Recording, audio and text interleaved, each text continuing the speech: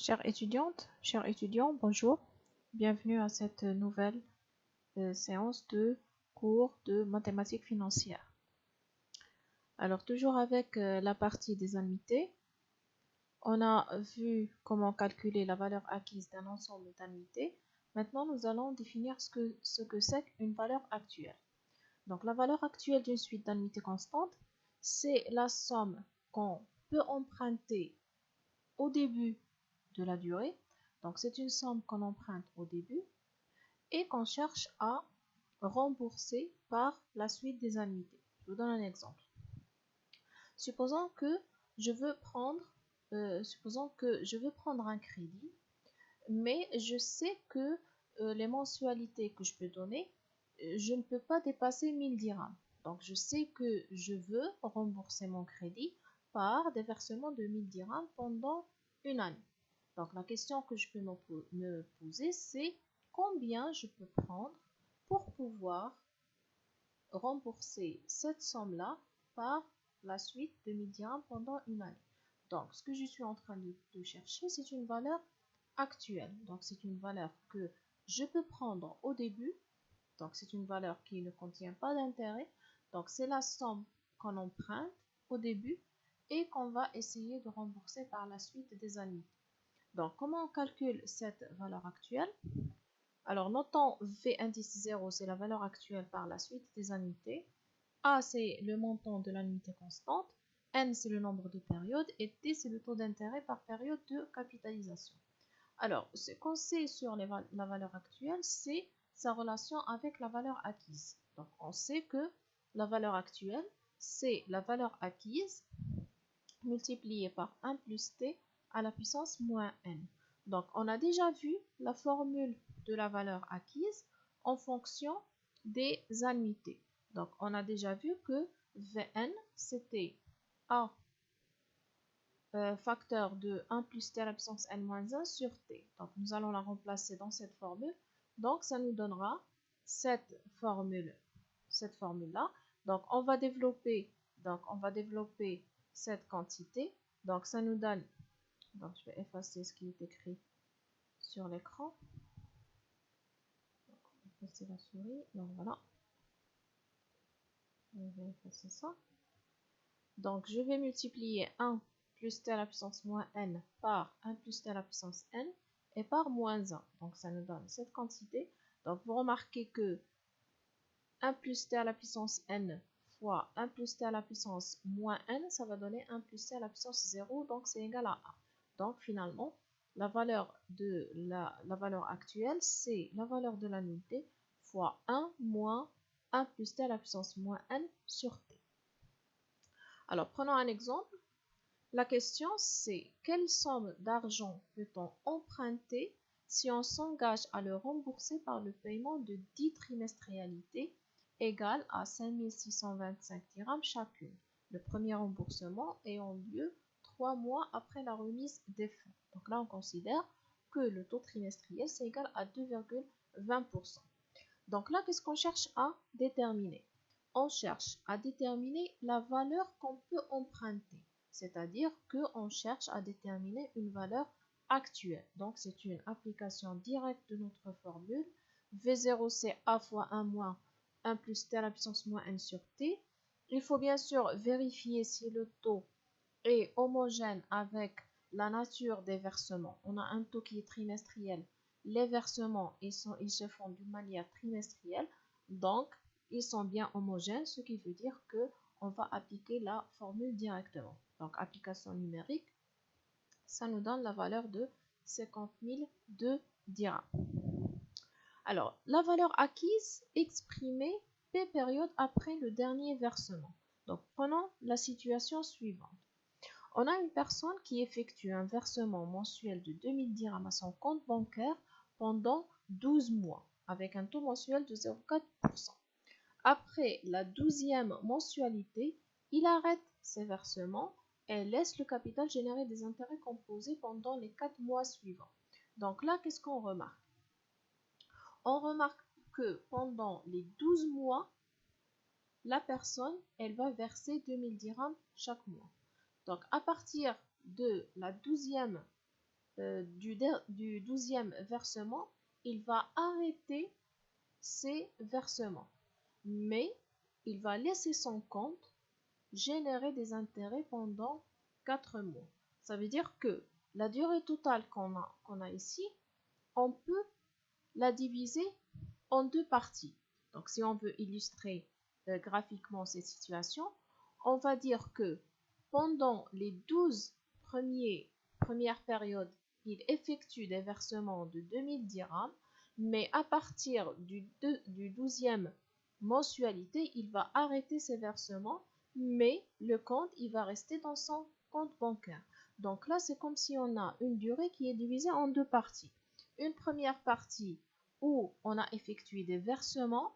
Donc là, on va chercher à calculer la valeur acquise par ces 12 mensualités.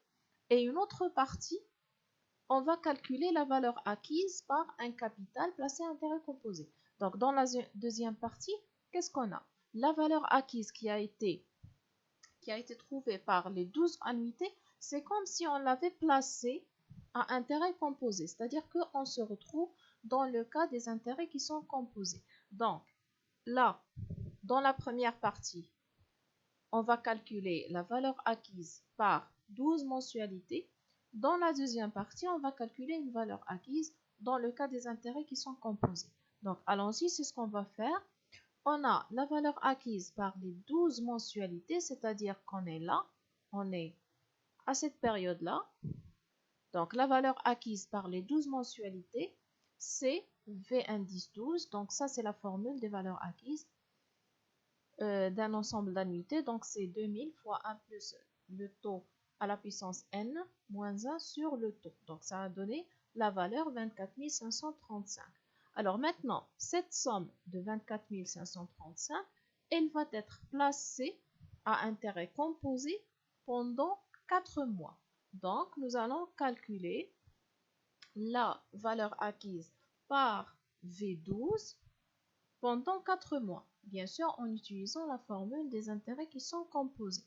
Donc, V indice 12 plus 4, c'est la valeur V12 fois 1 plus T à la puissance 4, parce qu'on a une durée de 4 mois. Donc, ça a donné finalement la valeur de 24 930 dirhams.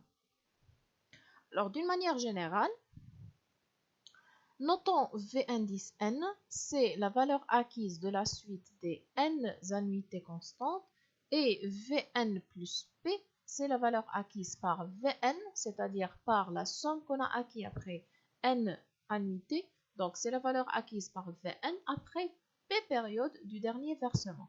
Donc, d'une part, on a la formule de la valeur acquise d'un ensemble d'annuités, et d'autre part, on a la formule de la valeur acquise d'un placement d'un capital qui a été placé à intérêt composé. Donc, nous allons remplacer Vn par sa valeur dans la formule, ce qui va donner finalement la valeur acquise, d'un ensemble d'annuités P période après le dernier versement. Prenons une application. Nous constituons un capital par 15 versements semestriels consécutifs de 10 000 dirhams chacun. Nous cessons nos versements, mais laissons le capital porter intérêt composé pendant 2 années. Donc la question, c'est de calculer la valeur acquise 2 ans après le dernier versement. On suppose que le taux annuel de capitalisation, c'est 6%. Alors là, on se retrouve dans le même cas. Donc, il y a une période où on effectue des versements et il y a une autre période où il n'y a pas de versement, c'est-à-dire que le capital est placé à intérêt composé.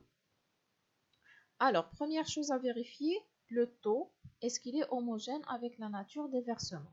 Donc, on a des versements qui sont semestriels. On a un taux qui est annuel. Donc, la première chose qu'il faut faire, c'est de calculer le taux semestriel équivalent au taux annuel de 6%. Alors, on a la formule.